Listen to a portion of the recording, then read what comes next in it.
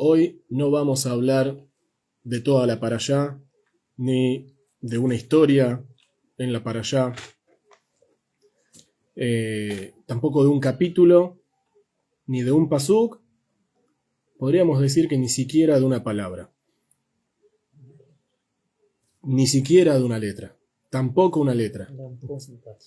Hoy vamos a hablar de un signo musical de la Torá.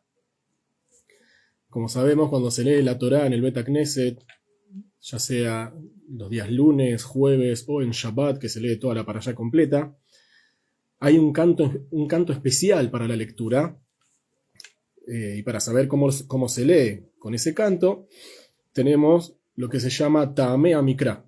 Ta'amei HaMikra son los signos musicales del Mikra, es decir, de la palabra escrita de la Torá misma. El que lee la Torá, cuando está leyendo, tiene que saber esos tonos musicales de memoria porque no figuran dentro del libro de la Torá. En el rollo de la Torá hay solamente letras, no hay puntos y no hay signos musicales. Ni siquiera hay división entre un pasuk y el otro, está todo de corrido.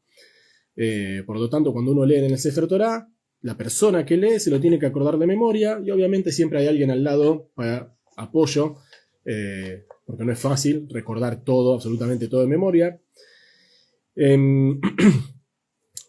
Entonces, como dijimos, vamos a hablar de un signo musical de la Torá, dentro de la parashá, obviamente. Vamos a empezar por este punto. En hebreo, en el idioma hebreo actual de hoy, no hay una palabra específica para la palabra ambivalencia.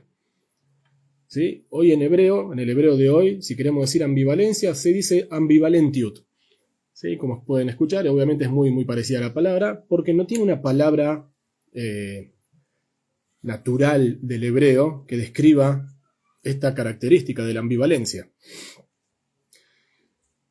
En la Torá tenemos varias historias sobre esta cuestión de la ambivalencia. Un ejemplo, ¿sí? Tenemos la famosa historia de Eliyahu en el Ara Carmel, cuando hace la prueba con los falsos profetas del Baal y de la Asherá, que Eliyahu le dice al pueblo hasta cuándo van a ir por dos caminos, o Hashem o el Baal, decidan, o acá o allá, no pueden ir un poco acá y un poco allá. En Yiddish, hay un dicho en Yiddish que dice que no se puede bailar en dos hatunot, no se puede bailar en dos casamientos en simultáneo, o estás en uno o estás en el otro. Entonces, ¿sí? Como decimos en hebreo, no hay una palabra que describa esta ambivalencia, pero hay una melodía.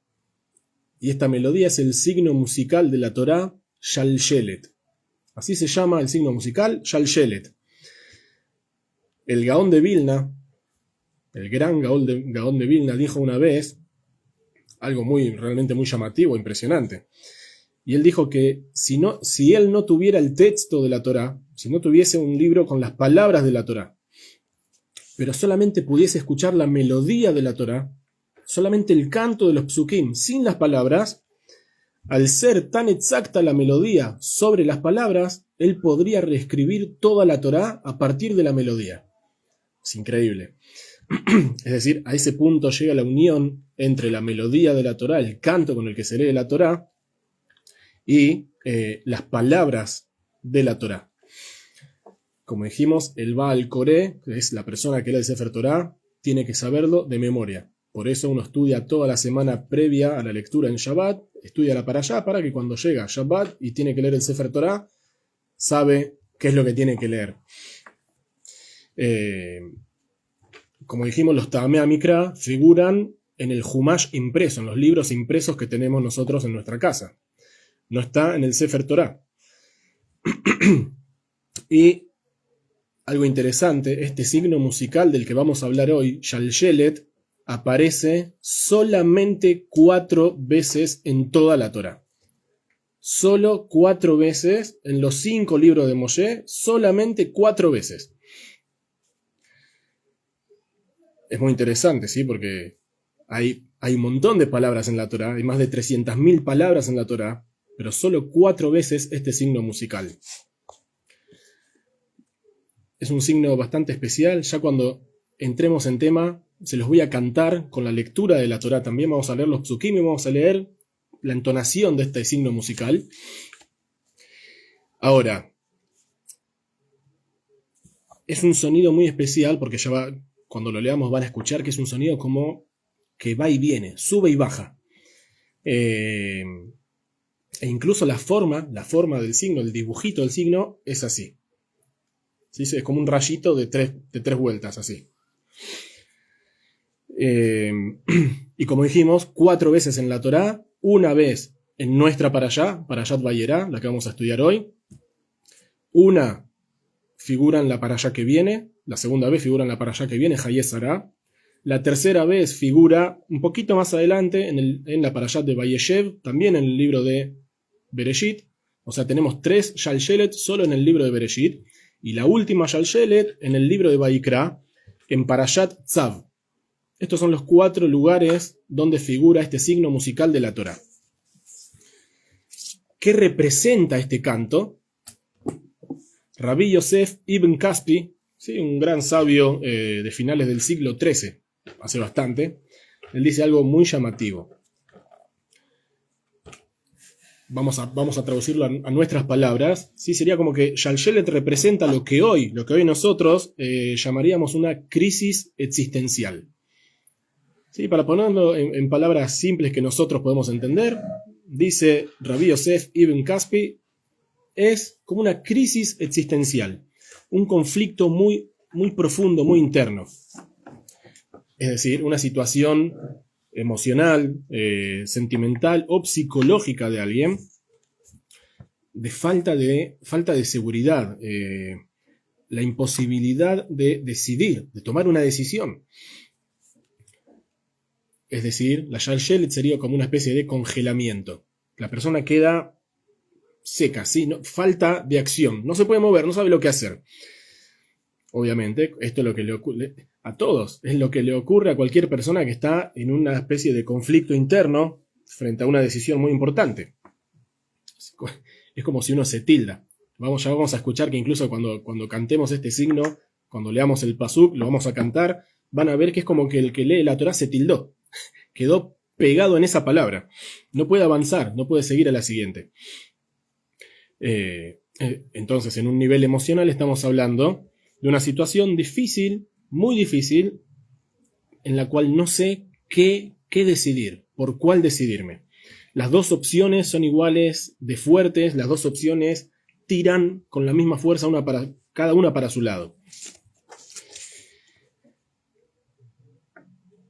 Así dice Rabbi Yosef Ibn Kaspi, como dijimos recién. ¿Sí? En cada ocasión, vamos a ver ahora, el héroe de nuestra historia.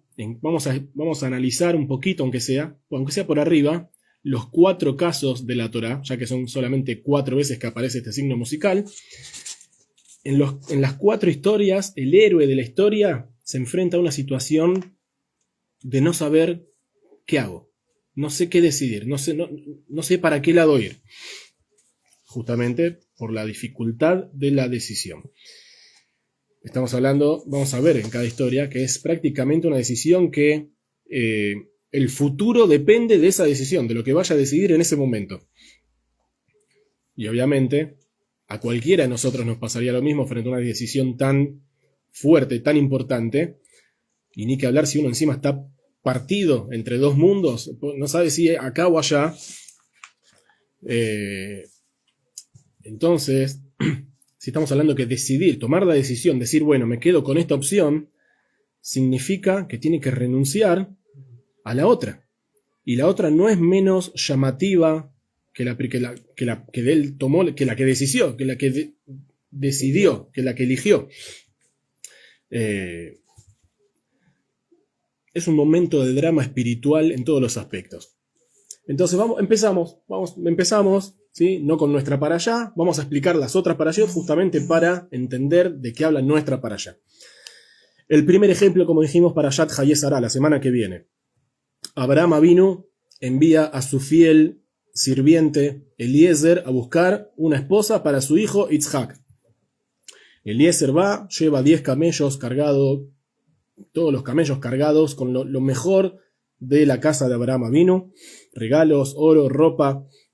Y cuando está llegando, Eliezer hace una especie de promesa, condición, no sé cómo llamarlo. Él dice, sí, es él con Hashem, que una condición, que la joven que le ofrezca agua a él y a sus camellos, esa es la muchacha elegida, la que Hashem eligió para mi señor, para Yitzhak. El pasuk que abre con este relato es en el libro de Bereshit, capítulo 24, pasuk 12. Y así empieza la primera palabra, empieza con el Shalshelet. Les leo todo el pasuk cantado como se lee en la lectura de la Torá. Tengan paciencia. Vayomar Adonai Elohe Adoni Abraham Hakrena Lefanai Hayom Baase Chesed Im Adoni Abraham. Así se lee el pasuk en la Torá. Como escucharon, el Vayomar, apenas empieza Vayomar, Vayomar. Eso es Shalshelet, ese es el signo, así, va y viene y baja. Sube, baja, va para un lado, para el otro.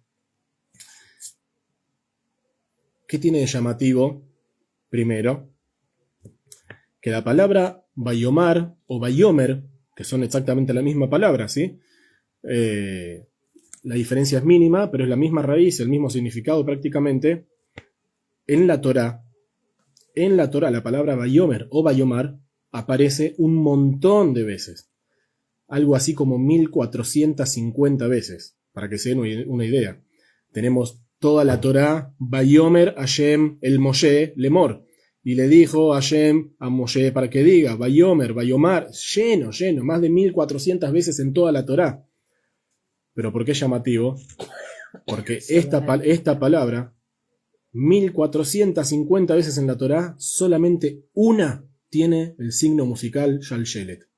Solo una, de 1450 veces, solo una vez este signo musical. Obviamente no es casualidad. No es una casualidad. Entonces, ¿qué pasó? ¿Por qué justo acá Shalshelet? Entonces, ahora que más o menos explicamos un poquito al principio qué significa Shalshelet, un momento de una decisión muy difícil, de una ambivalencia, vamos a entender un poco qué pasó con Eliezer. Primera explicación. Por un lado, Eliezer no sabía si de acuerdo al camino de Abraham, a lo que Abraham predicaba, se podía hacer lo que él hizo. Es decir, la Torá prohíbe la adivinación. ¿Sí? La Torá es el camino de Abraham también. Por lo tanto, la Torá y el camino de Abraham está prohibido. La adivinación, como una especie de brujería, está prohibido. Por lo tanto, Eliezer no pudo haber sentido en ese momento que determinar cuál iba a ser la futura esposa para Yitzhak por medio de señales que nadie conoce, solamente él y Hashem, nadie más, tal vez esté prohibido, sea como una especie de superstición.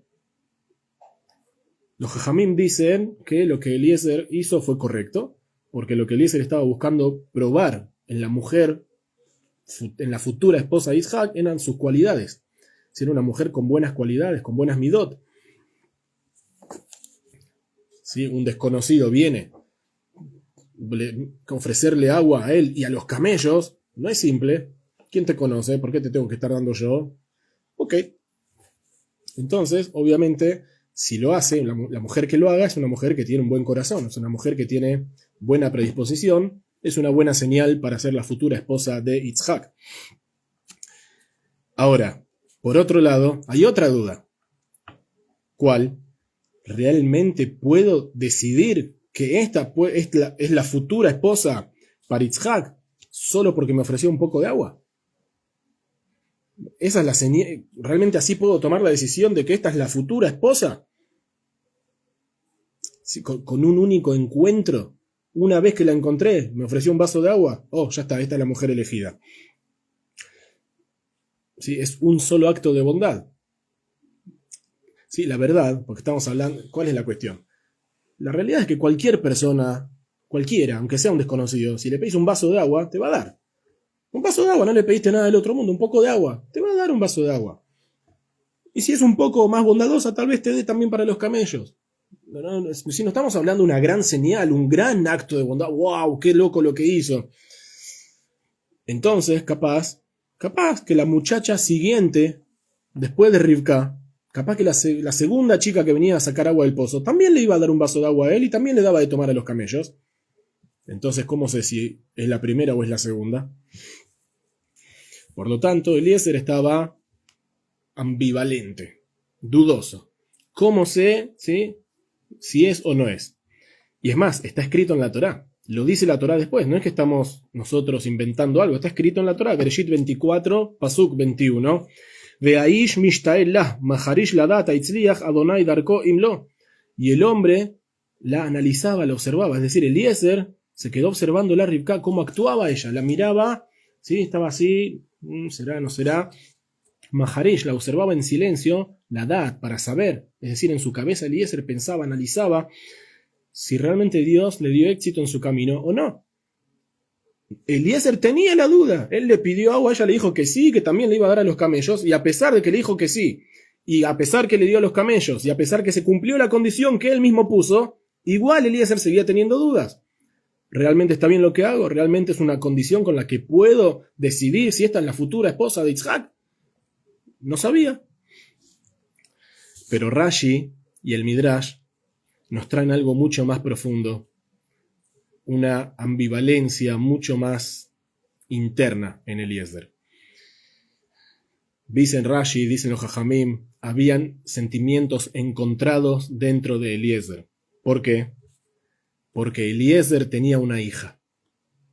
Eliezer tenía una hija y él esperaba y anhelaba que Abraham le ofreciera a su hija ser la esposa de Yitzhak.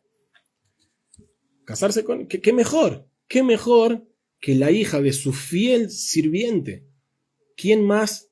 ¿Quién hay en este mundo? ¿Con quién más tenía esa confianza Abraham que con Eliezer? Con nadie. Para que se lleve todo el oro de la casa de Abraham arriba de unos camellos, realmente tiene que haber confianza. Realmente tenés que estar tranquilos que esta es una buena persona. Entonces, ¿quién mejor que Eliezer, la hija de Eliezer, para el hijo de Abraham?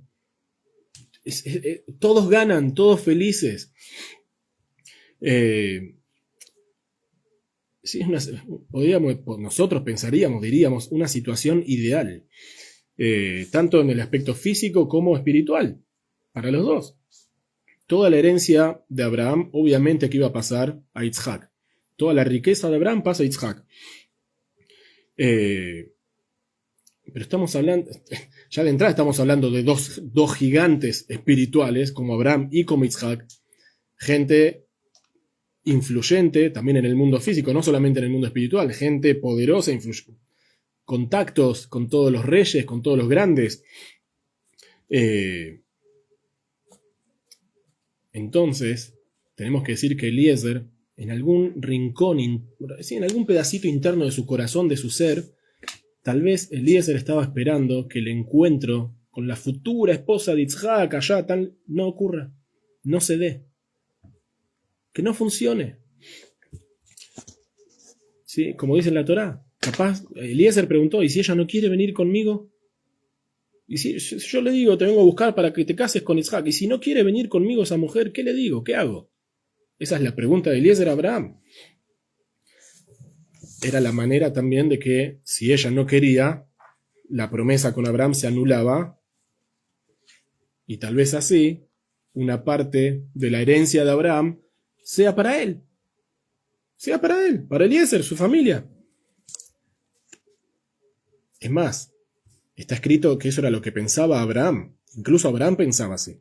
En el libro de Bereshit, capítulo 15, Pasuk 2, que dice, Vayomer Abraham, y dijo Abraham, Hashem Elohim, mati ten li, Hashem Elohim, Hashem mi Dios, ¿qué me vas a dar? Sí, ¿de qué me estás hablando? ¿Cuáles son todas las promesas? ¿Qué me importan a mí tantas promesas que vos tenés para darme? Beanoji olej ariri. Si yo me estoy yendo de este mundo sin un hijo. Uben meshek beiti udamesek Eliezer. Y el que se va a quedar con todo, el que va a heredar todo esto, es Eliezer de Damasco. Ese es mi heredero, Eliezer. Mi sirviente es mi heredero. No tengo a quien dejarle todo. Mucha promesa, muy lindo todo, te agradezco. Pero no tengo un hijo. Entonces, mientras Abraham no tuviera hijos, el heredero natural era Eliezer. Eliezer. Ok, nació Itzhak, tuvo el hijo. Pero si Itzhak no se casa, si Itzhak no tiene hijos, la herencia ¿para quién queda? Bueno, para los hijos de Eliezer. Siguen la misma línea. Entonces, Ismael ya recibió lo suyo, ayer Abraham lo echó. Los Jajamim nos dan una señal muy llamativa de todo esto, también de lo que está escrito en la Torá. Eliezer le dice a Abraham, capítulo 24 de Bereshit, pasuk 5, Vayomer elav ha'eved, y le dijo a él el sirviente, ¿sí? Eliezer le dijo a Abraham, Ulay, lo tobea y ya la leje tajaray el aretzazot, tal vez no quiera la chica, la muchacha, la mujer, venir conmigo a esta tierra. Si vos me mandás allá lejos a buscar la novia, capaz que no quiere venir conmigo. Dicen los jajamim, la palabra Ulay, ¿sí? Se puede escribir sin la letra Vav. Se puede escribir con los 3 puntitos abajo de la letra Aleph. Si en la Torá no hay puntitos, por lo tanto, si no tiene la letra Vav, la palabra Ulay se puede leer como Elay, hacia mí. Es decir, Eliezer le estaba diciendo de una manera indirecta a Abraham, Elay, haceme la propuesta a mí. Haceme la propuesta a mí, a mi hija. ¿Por qué me tenés que mandar a caminar, no sé, 500 kilómetros, 600 para ir a buscar a una mujer que tal vez ni siquiera quiera venir para acá? Si tenés una acá que sí quiere.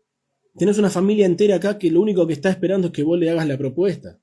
Decímelo a mí. Ulay, Elay. Elay hacia mí. Y dicen los Jajamim, aparte, el Ibn Ezra explica que cuando una persona dice Ulay, tal vez, significa que la persona eso es algo que la persona espera que no ocurra. Sí, tal vez, puede ser, tal vez. ¿Qué significa tal vez? Tal vez significa nunca. Espero que no. Eso significa tal vez.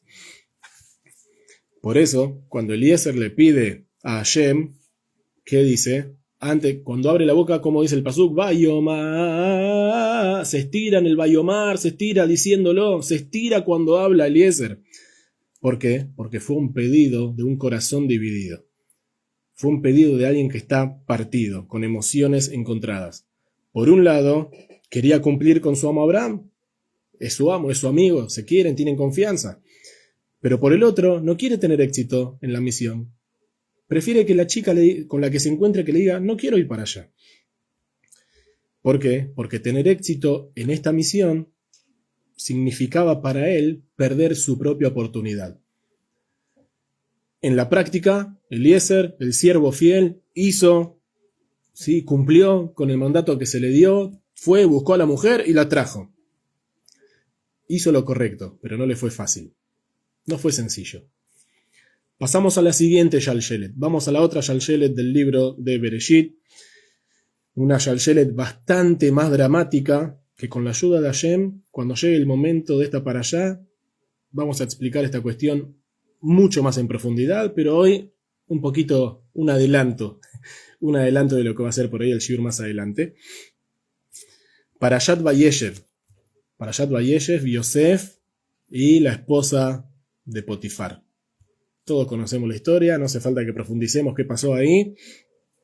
Pero sí, Yosef es comprado como esclavo por Potifar, y nos dice la Torá en el libro de Bereshit, capítulo 39, Psukim 6 y 7. Vayhi Yosef yefé toar bifé mar'é. Y era Yosef un muchacho, era un hombre hermoso en todos los aspectos, la apariencia física, la espiritual, la presencia, era algo increíble. Vayhi Yahara de Barimaele, y fue después de estas cosas, Batizá Eshet Adonav etenea el Yosef, y alzó los ojos, ¿sí? La mujer de la casa, la mujer de su señor, la mujer de Potifar, alzó sus ojos hacia Yosef, o sea, se dio cuenta la facha, la pinta que tiene este esclavo, Batomer Shihbaimi, y le dijo, acostate conmigo. Sin vueltas, directa a la chica. ¿Cuál fue la respuesta de Yosef? El pasuk siguiente, ¿sí? Pasuk 8. Baimaen.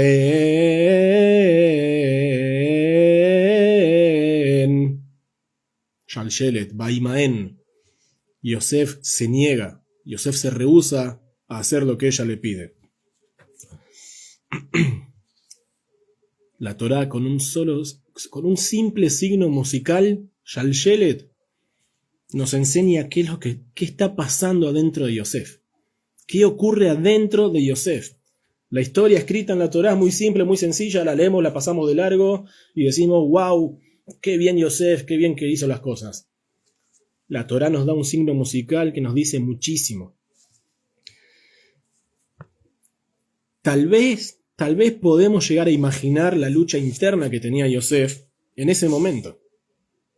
Por un lado, toda su educación, toda su ética, su moral, ¿qué le dice? No se puede, esto no está bien, está prohibido. ¿Sí? Rendirse a la esposa de Potifar era una traición a sus principios, a la educación que papá le dio, a todo lo que su familia representa. Ellos son los embajadores, sí, su familia, él y su familia, sus hermanos, Jacob, son los representantes y los embajadores del pacto con Hashem en esta tierra. Y al margen, también sería una traición a Potifar, a su señor, al quien lo compró, y una deshonra para ella misma. Para ella como mujer, sería una deshonra para ella misma, que se regala así. Entonces, sí, Yosef, sí, su moral, su ética, no. Es más, Yosef se lo dice. Yosef se lo dice a ella. Es la continuación del pasuk. Sí, empieza el pasuk y dice, Vaimaen, sí, se negó, se rehusó, Vaimaen, Vayomer, se negó y le dijo por qué se niega. Vayomer el Eshet Adonav, y le dijo a la esposa de su señor, Hen Adoni lo yadaiti ma babait, bejol asher yeshlo natan biyadi. He aquí que mi patrón, mi señor, no tiene idea de lo que pasa dentro de esta casa, porque todo lo puso en mis manos. Eineinu gadol babait hazeh mimeni, no hay nadie más grande en esta casa que yo. Velo hasach mimeni meuma. Y no, mi señor no me prohibió nada hacer, puedo hacer lo que quiera, le dijo. Yo acá puedo hacer lo que se me antoja. Ki imotach ba'asher tishto. Solamente vos, que sos su mujer. O sea, Potifar le dijo, hacé en esta casa lo que se te ocurra, lo que tengas ganas. No se te ocurra acercarte a mi esposa. Obviamente. No estamos hablando de ninguna cosa, ningún delirio. Obviamente. Correcto. Yosef se lo dice a ella, tu marido me entregó la casa y las llaves las tengo yo. Lo único que me dijo, no te acerques a mi chica.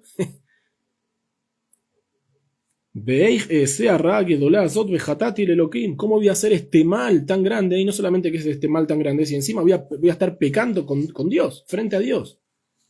O sea, Yosef le está diciendo a ella, ¿por qué no? Cálmate, ¿sí? Te agradezco la amabilidad, la bondad, tan lindo, la propuesta muy... No. Todo esto, por un lado. Pero por el otro, la tentación era gigante.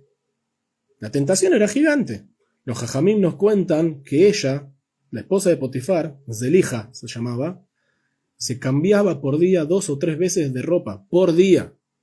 Se cambiaba 2 o 3 veces por día de ropa para llamar la atención de Yosef, para que se le vayan los ojitos a Yosef. Seamos realistas, seamos nosotros.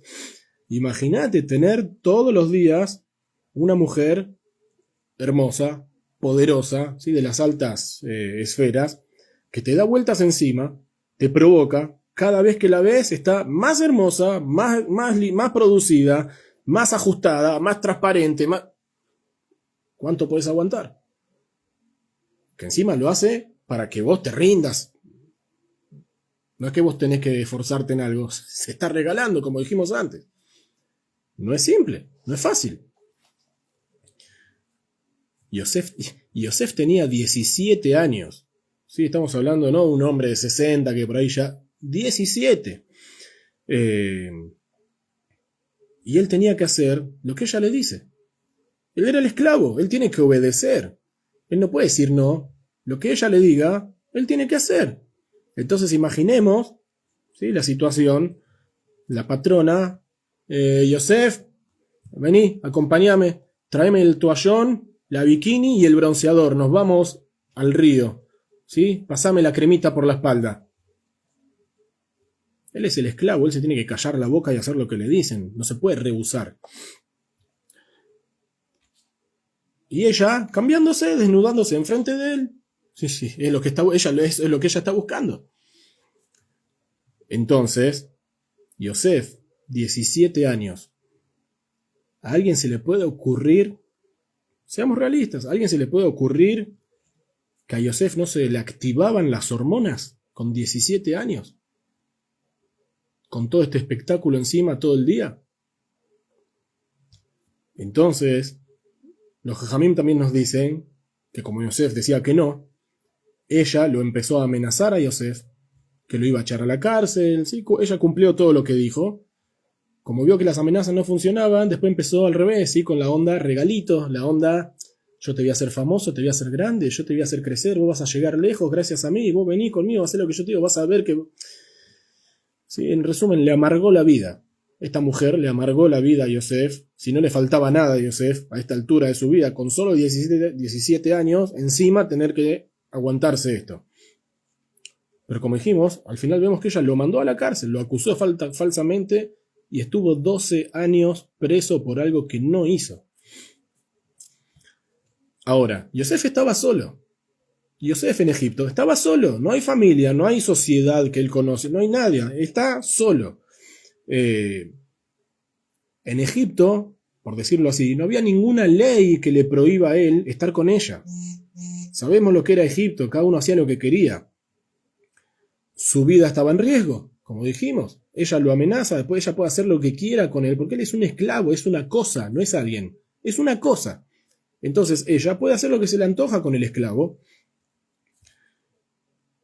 Dice la Torá, Bereshit 39:11, Vayhi que ayomase, y fue como en ese día, Vayabó abaita la asot melachto, que él vino a la casa para hacer su trabajo. Yosef fue a la casa de Potifar a trabajar, a hacer lo que tiene que hacer. Be'en ish me'anshe abait sham babait. Y no había nadie de las personas de la casa allí en la casa. Un pasuk bastante interesante. Como les dije, este pasuk ahora lo pasamos por arriba, pero les aseguro que cuando llegue el momento vamos a analizar toda esta cuestión mucho más en profundidad, porque es increíble. Pero vamos a ver lo que dice Rashi. ¿Qué significa que él llegó a la casa para hacer su trabajo? Obviamente que fue hacer el trabajo. Yosef es un esclavo, llegó a la casa para trabajar, si no, ¿para qué fue? Si no fue para trabajar, ¿a qué fue? Dice Rashi, la asot melachto, hacer su trabajo, Rab u Shmuel. Hay una discusión entre dos sabios, Rab y Shmuel. ¿Sí? En la Gemara hay una discusión entre dos sabios. Hadamar melachto mamash. Uno dice, su trabajo literal. Rab, ¿sí? Rab dice, Yosef fue a la casa a trabajar, fue a la oficina. Sí, a ver el correo que llegó, los papeles, a ver qué hace falta, a quién hay que pagarle. Bejad Amar, y el otro dice, la azot será Hab y Ma. Shmuel dice, ¿qué significa hacer su trabajo? Fue a saciar su necesidad con ella. Yosef fue a la casa a estar con ella. Porque ¿qué dice el pasuk? Hubo un día en el que no había nadie dentro de la casa. No había nadie, de todas las personas de la casa, no había nadie, solo ella.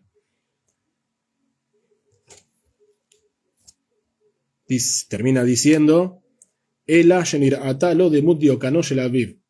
¿Sí? ¿Cómo zafó Yosef? Porque se le apareció la imagen de su papá. Ok, esto lo vamos a analizar cuando llegue el momento. Pero, ¿qué significa? Hay una discusión entre dos sabios. Que nadie se crea que a Yosef le fue fácil.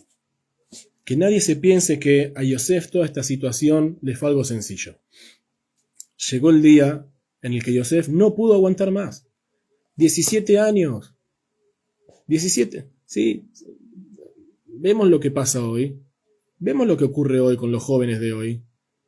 Sí, vamos a hablar burdamente, Dios libre lo que vamos a decir, pero obviamente todo esto es para estudiar Torá, ¿no? Porque es el sueño del pibe. El sueño del pibe, una mujer más grande, poderosa, linda, hermosa, la modelo, la más linda de Egipto. Está rendida a sus pies. Él no tiene que hacer ningún trabajo, lo tiene en la mano servido. Llegó el día que no lo pudo resistir, no pudo más, y fue a la casa porque sabía que no había nadie para hacer lo que iban a hacer. Si no fuese porque la imagen de su papá se le apareció enfrente en ese momento, hubiese caído con ella. Estamos hablando de un esclavo. Estamos hablando de un esclavo solo, en casi todos los aspectos de su vida, solo, y le están prometiendo todos los placeres del cielo y la tierra juntos. Es un milagro que dijo que no, es un milagro que huyó, es un milagro que se contuvo. Entonces, Baimaen, ¿sí? Baimaen se negó, pero ¿cómo se negó? Shalshelet. Baimaen.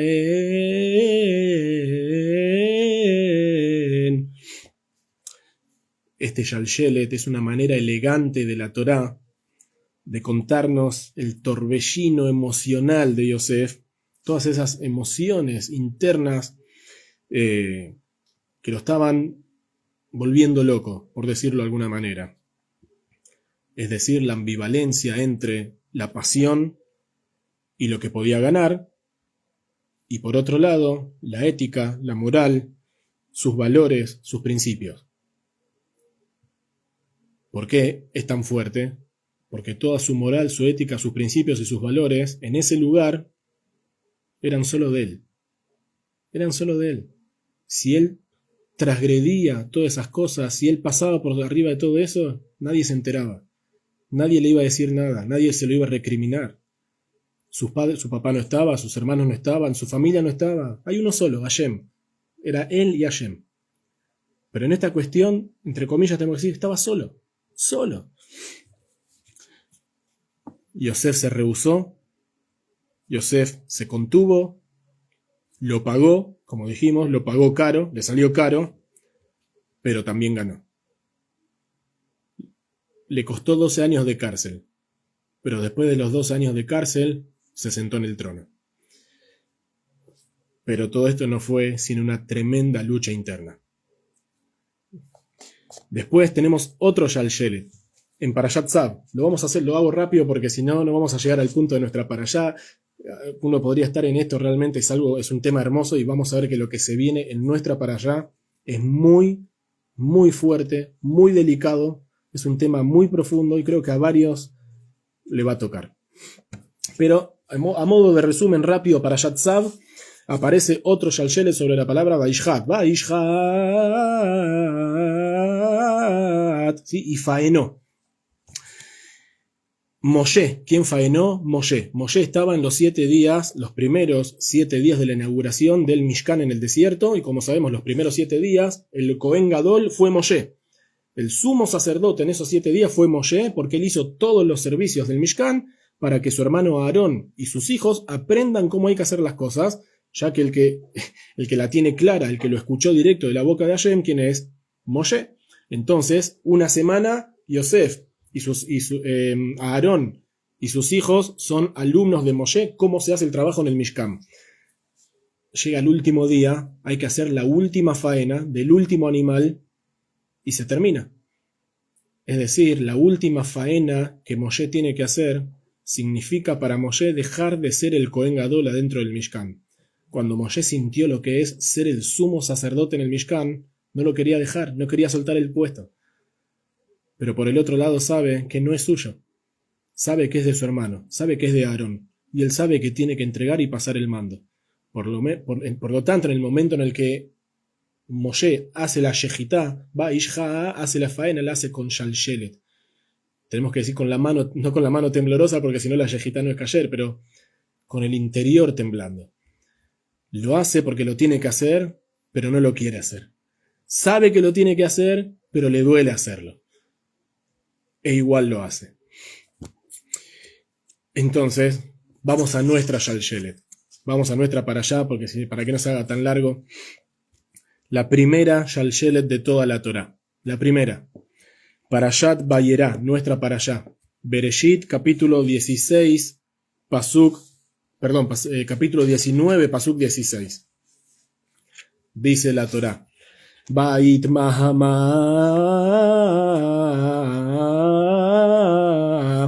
ויחזיקו האנשים בידו וביד אשתו וביד שתי בנותיו בחמלת אדוני עליו ויוציאוהו ויניחוהו מחוץ לעיר.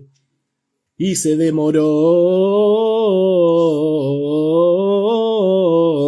y lo tomaron los hombres. ¿Quiénes son los hombres? Los ángeles, de su mano y de la mano de su esposa y de la mano de sus dos hijas, Behemblat Hashem Alav, por la compasión de Dios sobre él, Vayotziuhu Vayanihu Mihutz Lair, y lo sacaron y lo pusieron afuera de la ciudad. ¿De quién estamos hablando? De Lot con su esposa y sus dos hijas. ¿Sí? Veamos un poquito el contexto rápido de esta historia. Dos de los tres ángeles que vinieron a visitar a Abraham van para Sdom. ¿Quién vivía en Sdom? Lot, como dijimos, el sobrino de Abraham. Hace años que Lot se separó de Abraham y se fue a vivir a Sdom. Años. Entonces los malajim le vienen a avisar que van a destruir el lugar, ¿sí? Por la perversión y la injusticia que había en Sdom. Por lo tanto, él, con toda su familia, o una parte de su familia, tienen que huir del lugar. Tienen que huir del lugar porque Sdom Sdom se va a dar vuelta. No es simplemente un terremoto y se van a venir abajo los edificios, las casas. Hashem dio vuelta a las ciudades, las dio vueltas, las arrancó y las puso, las sacó de la tierra, las dio vuelta y las aplastó. Pero Lot se demora. Bait mahama, se demora. Los ángeles le dicen, capítulo 19 de Bereshit, Psukim 12 y 13. Vayomeru anashim el Lot, le dijeron los ángeles a Lot, Od mi lejafo, ¿quién más tenés acá, en esta ciudad? Hatán, ubaneja, unoteja, ¿sí? Yernos, hijos, hijas. Vejol ayer lejaba ir, hotzemina makom, todo lo que tengas en la ciudad, sacalo de este lugar. Kimashchitim anachnu et hamakom hazeh, porque vamos a destruir nosotros este lugar. Kigadelatza akatam et penei Adonai vaishalejenu Adonai leshachatah, porque aumentó mucho, creció, se hizo muy grande el clamor de este lugar frente a Dios, y Hashem nos envió para destruirla, a la ciudad. Entonces, ahora Lot, ¿qué tiene que hacer? Le dijeron los malajim, tiene que avisar a los parientes, tiene que ir casa por casa, visitar a toda la familia y decirle lo que se viene. Pasuk 14, 19, 14. Vayetze Lot vaidaber el hatanab lo que jebenotav vayomer. Salió Lot y fue y habló con sus yernos que tomaron a sus hijas y les dijo,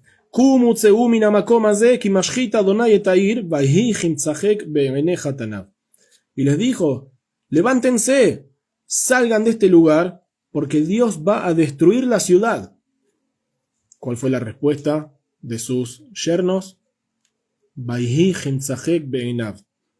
Fue como un chistoso a sus ojos. Entonces, vamos por parte. Ya de este pasuk entendemos que Lot tenía varios hijos, hijas ya casadas, seguramente nietos. Y cuando habló con sus yernos, pensaron que les estaba haciendo una broma. Los yernos de Lot pensaron que Lot les estaba tomando el pelo. Lot habla de Dios. Lot vive en Sdom. En Sdom no se habla de Dios. Lot dice que Dios va a destruir la ciudad. Un lugar como Sdom, tan hermoso, tan próspero, ¿destruir? Está loco, ¿qué le pasó? Hoy se tomó algo. Pasuk 15. El pasuk siguiente. No pasó mucho tiempo. Ujmo a Shahar Alá, y fue como cuando subió el alba. Vayaitzu a Malachim belot lemor. Sí, los ángeles lo presionaron a Lot y le dijeron, Kum kajet ishteja bet shete benoteja nimtzaot pentisafe ba'abonair. Levántate, agarrá a tu esposa y a tus dos hijas.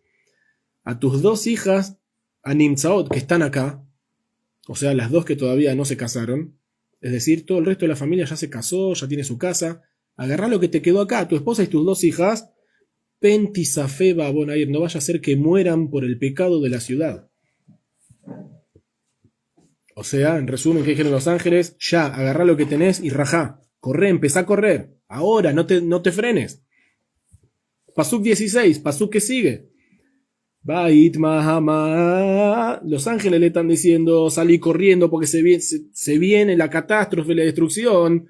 ¿Qué hizo Lot? Bait Mahama. Se demoró.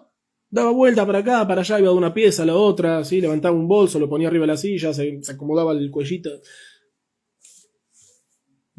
¿Te demoraste? Los ángeles lo cazaron a él de la mano, a él, a su esposa, a sus hijas, y ellos lo llevaron y lo pusieron afuera de la ciudad, los ángeles. Sí, la situación tremenda, muy loca, muy loca. Habrán salido volando en el aire con 2 ángeles, lo habrán sacado volando de la ciudad porque se venía la catástrofe. Lot no sale, Lot no corre, Lot no huye, Lot no se puede mover, Lot está petrificado en el lugar. Dale, salí, no puedo. ¿Cómo no puedo? Esta duda de Lot, y acá arrancamos, esta es la parte fuerte del shiur. Si hasta ahora pensaron que venía más o menos fuerte, ahora se viene la posta. Esta duda de Lot, esta ambivalencia de Lot, no era algo solo pragmático de decir, bueno, tengo que dejar la casa y a una buena parte de mi familia, que sin ninguna duda estamos hablando de algo tremendamente durísimo, abandonar andás a ver cuántos hijos y nietos sabiendo que van a morir. Es tremendo. Pero había algo mucho más profundo todavía. Algo más profundo. Tenemos que intentar entender la crisis existencial, como dijimos antes, psicológica, emocional, en todos los aspectos a la que Lot se estaba enfrentando. Abraham y Lot en su momento decidieron separarse. ¿Sí? Como sabemos, ellos iban para todos lados juntos hasta que un día, por los problemas que había entre los pastores, Abraham decide poner fin a la situación y le dice a Lot, amigo, sí, somos parientes, yo te quiero mucho, pero así la cosa no va, fíjate para dónde querés ir, yo voy para el otro lado y así vamos a estar tranquilos, vamos a vivir en paz. ¿Para qué si somos familia, ¿para qué la pelea? Cada uno por su lado, tranquilo, se terminó. Cuando me necesite vos, ¿sí? Mandame un WhatsApp, yo vengo y te doy una mano. Mientras, no te acerques. Dice la Torá, Bereshit, capítulo 13, Psukim 10 y 11. Baisá Lot et Einav. Entonces Lot, en ese momento, está parado con Abraham, a ver a dónde se va. Alza sus ojos. Bayar et kol kikar ayardén. Y vio toda, ¿sí? Kikar ayardén. Kikar ayardén es un lugar que se llama así, Kikar ayardén. ¿Sí? Kikar significa plaza, pero en este caso no es la plaza, sino es como el borde del Yardén, del río Jordán. Kijulah mashke, lifne shahet Hashem et zedom bet amorá. Porque era un lugar verde. Obviamente había agua, era un lugar verde, un lugar hermoso. Antes de que Dios destruya a Sdom y Amorá, que Gan Hashem era como el jardín de Dios, era como ver el Gan Eden. ¿Sí? Ver para la gente donde vivía, la gente de Sdom y Amorá, el lugar en sí, era como ver el Gan Eden. ¿Sí? Hago un paréntesis, pero si uno ve las fotos de lo que era Gaza, antes de que hicieran lo que hicieron, un lugar hermoso, paradisíaco realmente, un lugar espectacular, con unas costas, unas playas, ¿sí? Pero su maldad creció a tal punto que hubo que dar la vuelta. Cierro paréntesis, volvemos a lo nuestro. Que Eretz Mitzrayim Buajat Zohar era como llegar cuando uno llegaba a la tierra de Egipto y veía el Nilo, también todo el verde, hasta llegar a Zohar. Esa es la descripción de la Torá de lo que era Sdom y Amorá, un lugar hermoso, hermoso. Vayjar lo Lot et kol Kikar Yardén. Lot eligió el Kikar Yardén, eligió ese lugar. Vaisá Lot mikedem vaiparedu ish meal ajiv. y viajó Lot desde Kedem, ya vamos a ver qué significa Kedem, y se separó un hombre de su hermano. Se separaron. Lot le dijo, ¿sabes qué? Me gustó allá. Sdom y Amorá, me encantó el lugar, la verdad, una vista espectacular, yo me voy para allá. ¿Qué le dijo Abraham? No hay ningún problema, nos vemos, que te vaya bien. Mandame una carta cada tanto, sí, cuando quieras, vení a visitar, tomar un café, bienvenido. Pero acá estamos hablando de que Lot eligió vivir y formar su futuro y el de su familia, ¿en dónde? En Sdom. Lot eligió crear una familia, criar hijos, ¿en dónde? En Sdom. A pesar de la maldad de los lugareños, Lot se enamoró del lugar. Dice Rashi, vamos a leer el Rashi directo del Torah Temet, de acá de la Torah con Rashi. Mikedem, ¿qué significa? Dijimos que Lot viajó Mikedem. Sí, entonces Lot escogió para sí todo el valle del Yardén y Lot se desplazó desde el este. Mikedem significa del este. ¿Sí? Se fue desde la parte del este y cada uno se separó del otro. ¿Qué significa del este? Dice Rashi, Mikedem. Lot viajó desde donde estaba Abraham, del lugar en el que vivía Abraham, y marchó hacia el oeste de Abraham. Es decir, que viajó de este a oeste. Esta es la explicación simple. ¿Qué significa que viajó del este? Que se fue de este a oeste. Ok, esta es la explicación pashut, literal, simple del pasuk. Y según un midrash agádico, según midrash agadá, y acá viene la cuestión, Lot se apartó a sí mismo Mikadmon Shelolam. Lot se apartó a sí mismo del antiguo del mundo. ¿Quién es el antiguo del mundo? Hashem. Hashem. ¿Quién es el antiguo del mundo? ¿Quién es el que creó? ¿Quién es el que estaba antes que el mundo? Hashem. Lot, Baisá Lot Mikedem, viajó Lot de Kedem, es decir, Lot se separó Mikadmon Shelolam, del antiguo del mundo. Es como si Lot hubiese dicho, no deseo ni a Abraham ni a su Dios. Dijo Rashi, un midrash agádico, ¿qué dijo Lot? Muy lindo Abraham, muy linda toda su ideología. Déjame a mí con tanta espiritualidad. Lot no estaba interesado en el sistema de valores de Abraham, así de siempre. A él le gustaba la buena vida, a él le gustaba la comodidad, la seguridad, el capitalismo radical de Sdom. Sí, lo mío es mío, lo tuyo es tuyo y se terminó. Se terminó y si no tenés, problema tuyo. No tengo por qué darte. Cuando Lot llega a Sdom, él no se ve a sí mismo, no se siente como un extraño, ¿sí? Como alguien como el sobrino de Abraham. ¿Sí? Un judío llegó a Sdom. Él no se ve como un judío que llegó a la tierra de Sdom. Yo no tengo nada que ver con Abraham, no tengo nada que ver con Abraham ni con su Dios. A mí yo soy otra persona. Es decir, Lot se asimila bien rápido. Él se siente parte de la sociedad de Sdom. Leímos recién, de acuerdo a lo que nos dice la Torá, ¿sí? Si leemos la línea chica, el entrelínea de la Torá, entendemos que Lot tenía varios hijos ya casados, hijas, lo dice explícitamente la Torá, explícito está, yernos que tomaron a sus hijas, varias hijas ya estaban casadas con gente del lugar, y las dos hijas que se llevó, las que quedaron, dicen los Jajamim que estaban comprometidas con gente de Sdom, ya estaban a punto de casarse.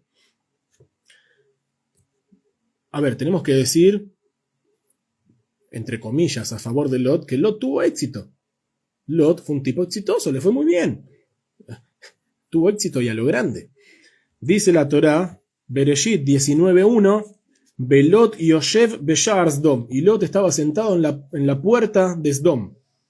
¿Qué significa que Lot estaba sentado en la puerta de Sdom? Dice Rashi, Belot Yoshev Beshar Sdom, y Lot está sentado en la puerta de Sdom, y Yashav Ketiv. ¿Sí? Cuando la palabra Yoshev está escrita sin la letra Vav, por lo tanto se puede leer como Yashav, que ya estaba sentado en la puerta de Sdom, Oto ayom minuhu shofet aleem. Ese mismo día, Lot había sido nombrado juez de Sdom. Ese mismo día, Lot fue nombrado juez de Sdom. Es decir, Lot consiguió un puesto de honor en la sociedad sodomita. Era un líder, era el juez, ¿sí? Es el juez de la Corte Suprema de Justicia, Lot, en Sdom. Como sabemos, esto que dice Rashi no es un invento de Rashi, está escrito así en el Tanaj, que los jueces se sentaban ¿en dónde? En la puerta de la ciudad. Entonces la gente iba a ver al juez, ya sabía dónde estaba el juez, no tenía que ir a tocarle la puerta o a ver, buscar por el WhatsApp o en el Facebook dónde vive el juez. Vas a la puerta de la ciudad, ahí están los jueces, ahí se resuelve la cuestión.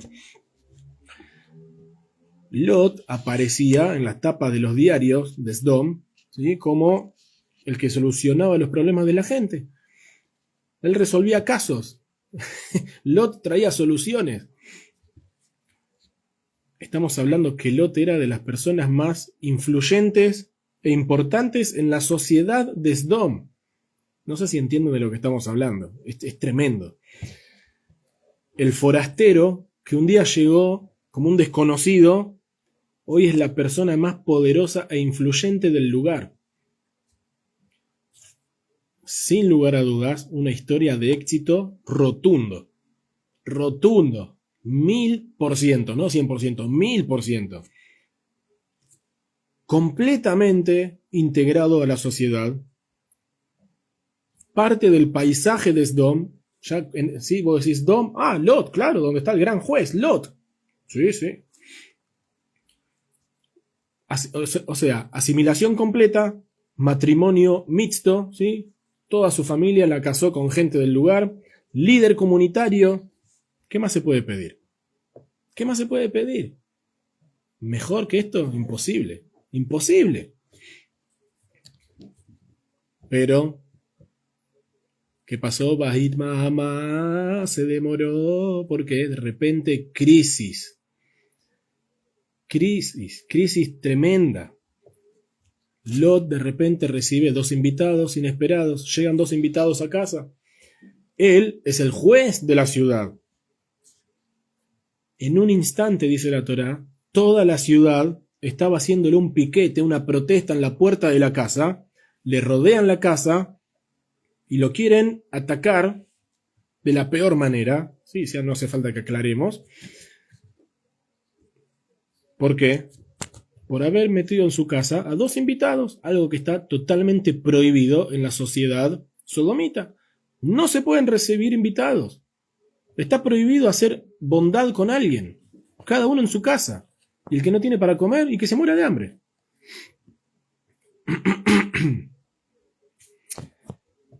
Entonces, Lot quiere proteger a sus invitados. ¿Qué hace Lot? Ofrece a sus 2 hijas en reemplazo. Sí, de acá ya podemos ver. Está escrito en la Torá, no estamos inventando nada, está escrito en la Torá. Lot dijo, agarren a mis hijas que no conocen varón, hagan con ellas lo que quieran, pero no toquen a mis invitados. Ya entendemos que Lot ya estaba podrido, Lot ya estaba contaminado por la perversión de Sdom. ¿Qué persona normal ofrece a sus 2 hijas? ¿Qué persona normal hace una cosa así? Pero bueno, estas eran las reglas del lugar. Estas eran las reglas de Sdom y él es el juez. Él sabe cuáles. Él mejor que nadie sabe cuáles son las reglas en el lugar. El libro de leyes los tiene él en su casa. Esas son las reglas de Sdom.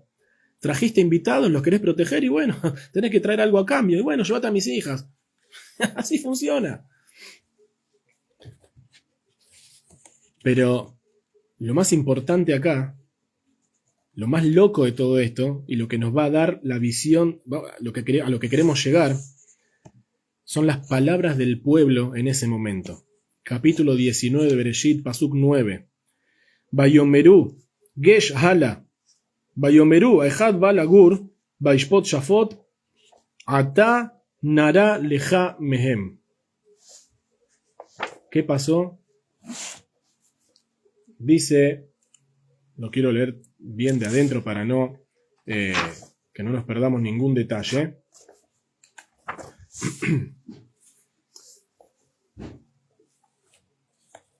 Vamos a ver acá de la Torá.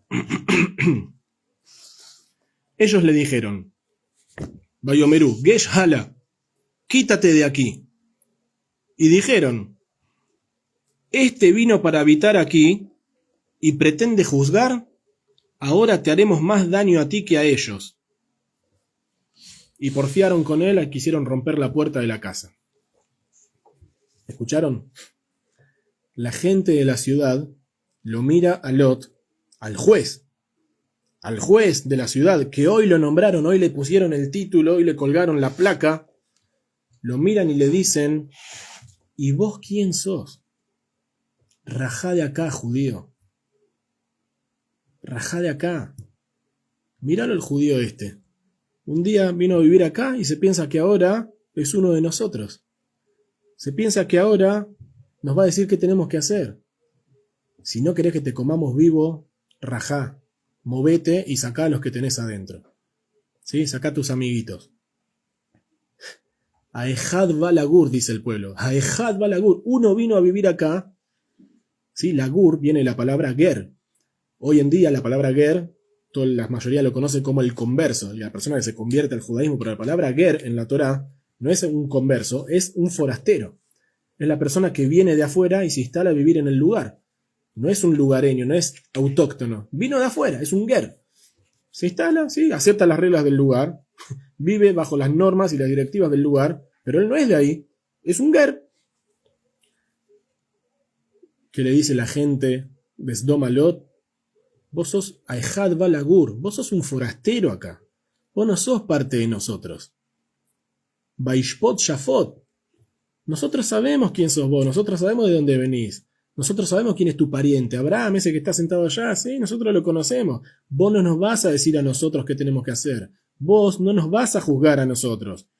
Y te vamos a reventar a vos si se te ocurre decirnos qué es lo que tenemos que hacer. A vos antes que a tus huéspedes. Primero vos y después también tus huéspedes. ¿Se entiende por dónde viene la mano? Y como si esto no fuese poco, cuando Lot fue a hablar con su familia, con sus yernos, su familia, y les pide por favor que se vayan del lugar, que se salven ellos y salven a sus esposas y a sus hijos, es decir, a sus hijas y a sus nietos, ellos ni siquiera discuten el tema con él. Ni siquiera le preguntan por qué pasó, de dónde sacaste eso, qué se te ocurrió ahora decir una cosa así. Ni siquiera le preguntan nada. Para ellos, este judío es un chiste, se le ríen en la cara. Se le mataban de risa en la cara. No lo toman en serio, para nada. Al revés. ¿Qué significa que se le ríen en la cara? Amigo, al revés. Vos no sos nuestro amigo, vos no sos nuestro pariente. No sos parte de nuestra familia, vos sos un extraño acá. Salí de acá. ¿Qué hija ni qué hija? ¿No? Estas no son tus hijas, son nuestras esposas. Tomátela. No sé si estamos en condiciones de entender.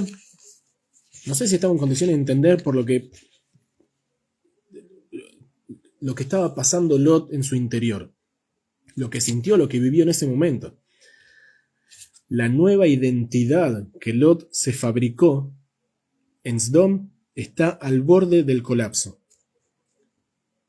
Lot reveló con un par de cachetadas seguidas, una tras de la otra, que los que él creía que eran su gente, su familia, sus amigos, su no sé qué, su sociedad, lo odian. Lo odian y se le ríen en la cara. Sus propios yernos piensan que es un payaso. Bait Mahamá.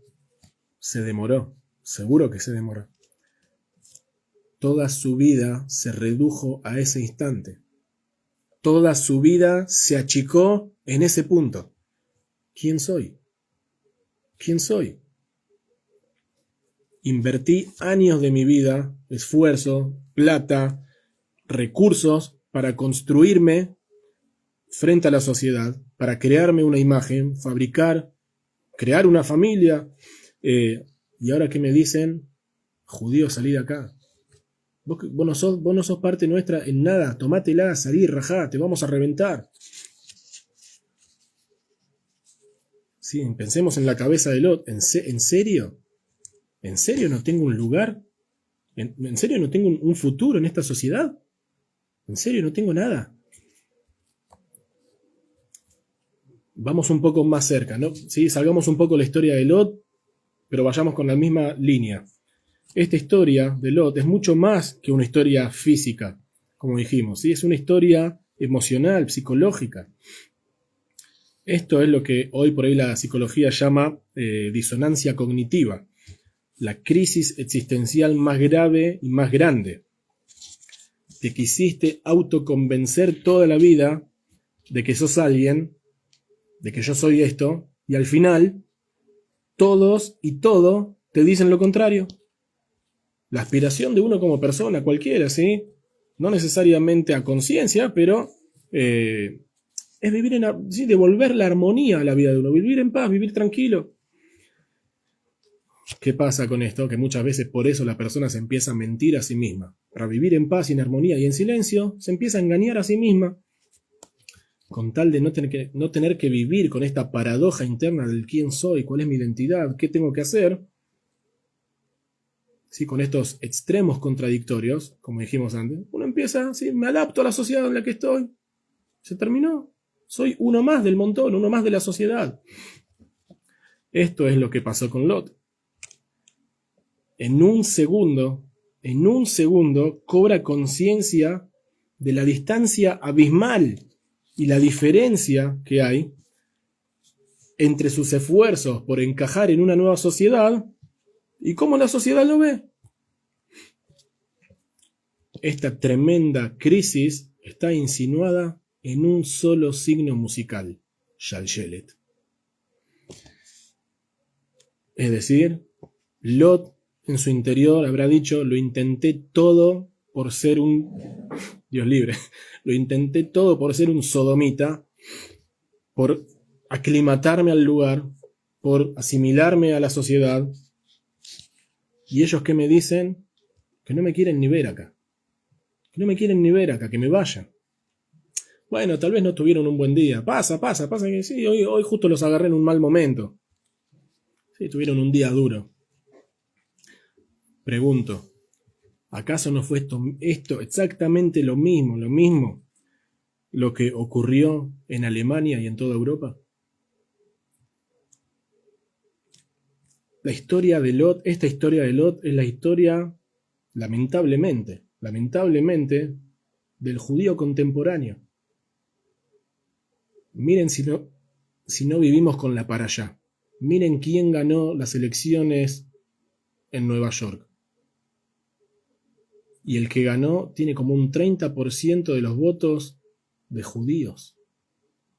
Una persona que apoya el terrorismo abiertamente, que abiertamente habla de la destrucción del Estado de Israel, y hay un 30% de personas que lo votaron que son judíos. Díganme si la historia de Lot no es la historia de hoy. Lamentablemente. Dice el Rav Sachs, ¿sí? el Rav y Lord Jonathan Sachs, alaba Shalom, con mucha razón, obviamente, que dice, esta es la historia de los judíos desde el siglo XVIII, XIX. Empezaron a mezclarse con sus vecinos, con los otros pueblos, hablar sus idiomas, comer sus comidas, ir a sus teatros, y quedaron asombrados. ¡Wow! Mira qué lindo, o sea, se puede respirar, no es todo Torah, no hace falta vivir todo el día con Torah. Hay otras cosas, se puede disfrutar del mundo también. ¿Cuánto duró? A donde sea, se encontraron, a donde fuera que ocurrió, se encontraron con una pared de antisemitismo. Y lamentablemente muchos de ellos ya no sabían quiénes eran. Desarrollaron una ambivalencia en relación a su identidad. Quisieron ocultar lo que eran. Como los Anusim en España, a diferencia que en España fue por fuerza mayor y en Europa fue lamentablemente por voluntad propia. Pero mientras más quisieron ocultar su judaísmo, más creció el antisemitismo, más creció el odio. En Alemania, en Austria, en Polonia, mi bisabuelo era polaco. ¿Sí? Nosotros los Yehudim, Baruch Hashem, y lamentablemente la mayoría tenemos, cada uno en su familia, un caso para dar de ejemplo y de modelo. En Alemania, en Austria, en Polonia, se sentían más alemanes y más polacos que judíos. Primero soy alemán, primero soy polaco, después soy judío. Lamentablemente, lamentablemente y con mucho dolor, se convirtieron al cristianismo, se casaron con no judíos, abandonaron toda la tradición judía. Y llegó el día que se levantó un nuevo Amán para matar, destruir, exterminar, y todos ellos se encontraron al igual que Lot. Bait Mahamá, se demoraron. Shalshelet. No pudieron reconocer las señales. La mayoría no se dio cuenta o no quisieron creer que alguien les iba a hacer algo. Es mi sociedad, es mi gente, son mis amigos, mi familia. ¿Cómo?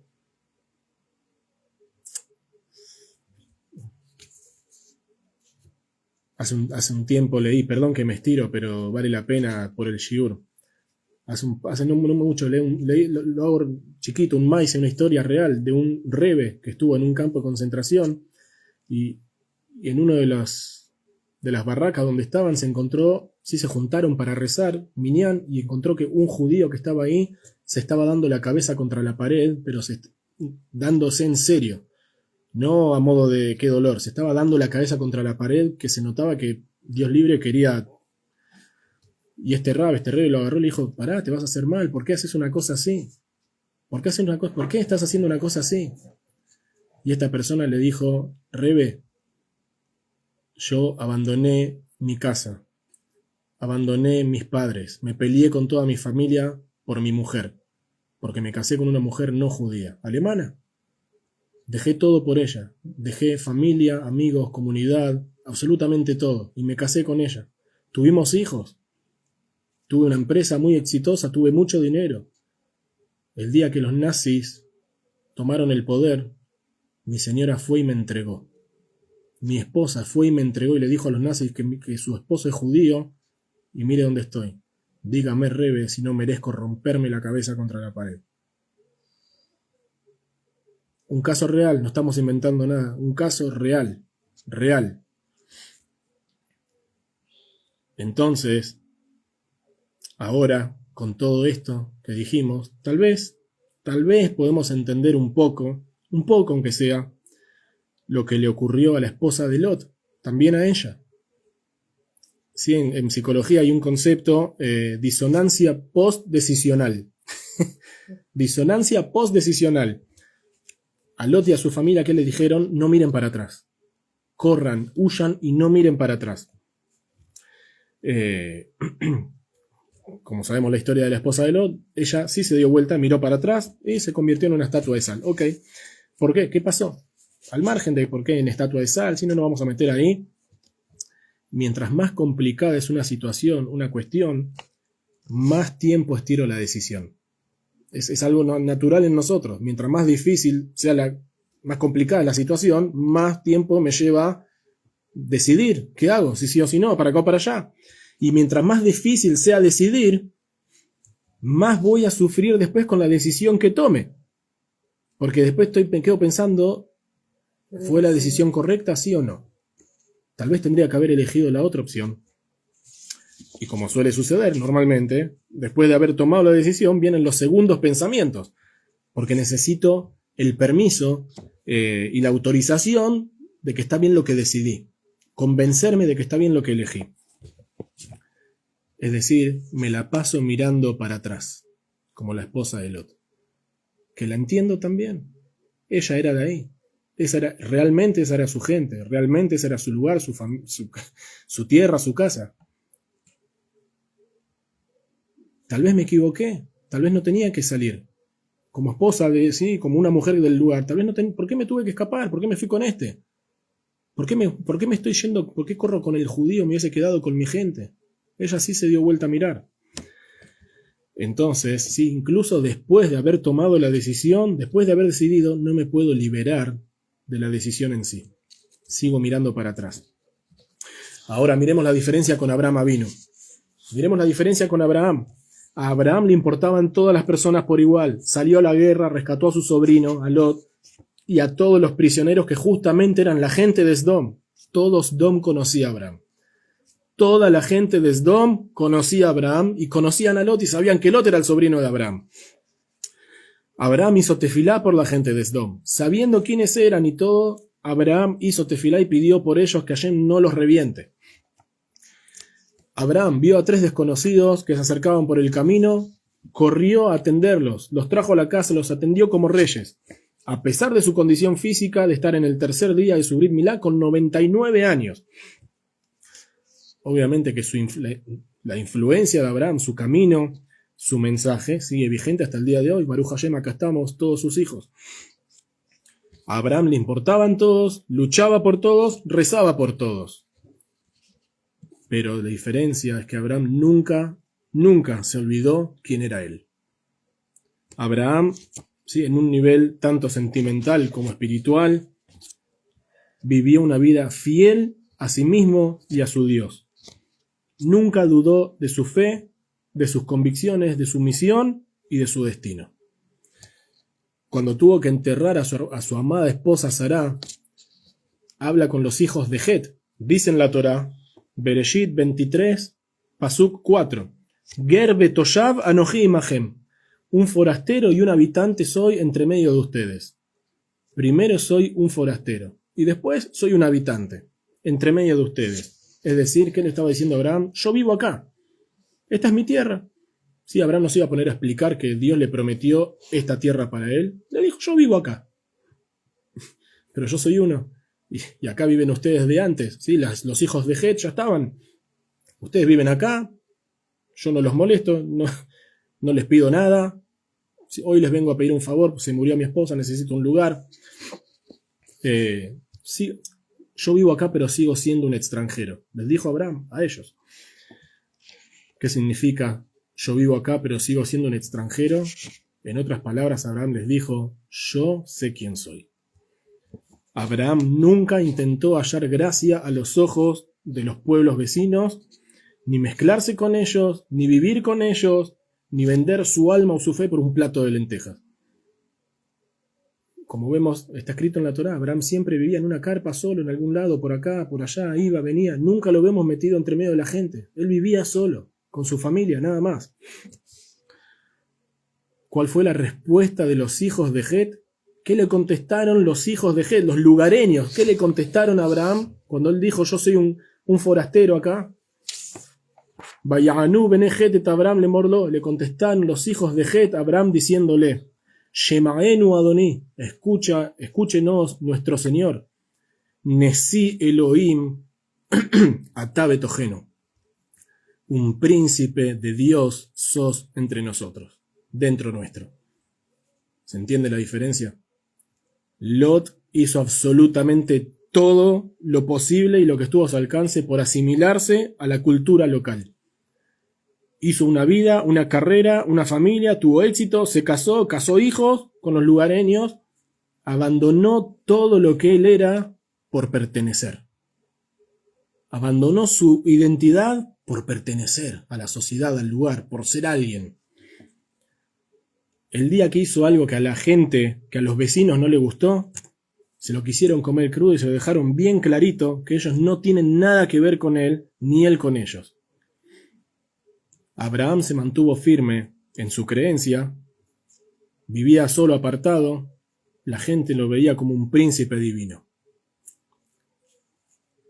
Entonces, la diferencia entre Abraham y Lot es el ejemplo vivo de la diferencia entre una persona que vive con ideales claros, con convicción en su camino, y el que vive en la ambivalencia, con un pie acá y otro pie allá.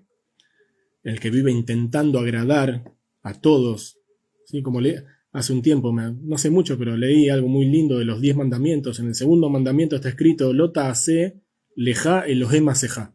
No harás para ti Dios de fundición. Segundo mandamiento, ¿sí? No harás para ti Dios de fundición. Este mandamiento también se puede traducir, Lota hace lejá Elohim asejá, no harás de ti un Dios de fundición. ¿Qué quiere decir? No busques todo el tiempo fundirte con el entorno, para que todos te vean como alguien importante. ¿Sí? A donde vas, siempre cae bien, siempre engancha, siempre parece parte del grupo, eso es transformarte a vos mismo en un Dios de fundición. Nadie sabe quién sos. Vas para allá, sos uno de ellos. Vas para allá, sos uno de ellos. Vas para ahí, sos uno de ellos. Y entonces, ¿quién sos? ¿Ese o ese? El que vive así, la gente lo ve como un extraño, como un raro, como un payaso, como un chiste. Alguien que molesta.